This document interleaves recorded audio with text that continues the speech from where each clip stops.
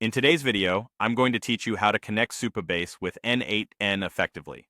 Whether you're integrating two powerful tools for the first time or ensuring everything runs smoothly, this guide will set you on the right path.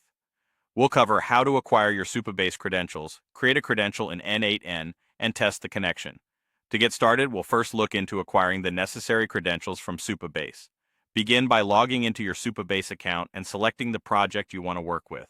Once you're in your project, head over to the project settings. Here, you'll want to locate the API keys section. This area is crucial as it holds your service role secret. Copy this key to your clipboard because you'll need it for your next steps. Next, while still in the Supabase dashboard, navigate to the Connect section. This is where you'll find your host URL.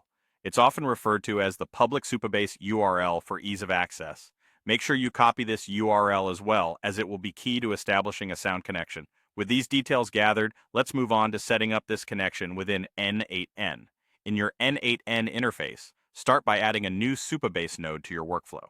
It's essential to have the right node in place to enable the connection. Within the settings of this node, you'll see an option to create a new credential. This is where you're going to enter the information you just gathered. Begin by pasting the host URL into the field marked host. Ensure it's accurate to avoid any connectivity issues later. Then take the service role secret that you copied earlier and paste it into the field labeled service role secret.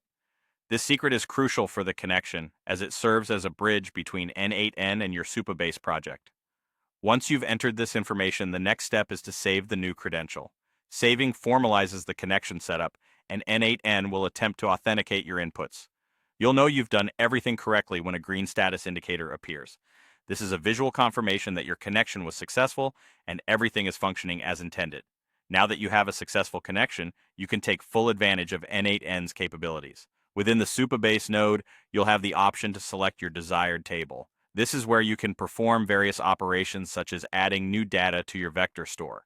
It's worth noting that having this connection gives you the flexibility to dynamically manage your database operations, making your processes more efficient and seamless. And there you have it.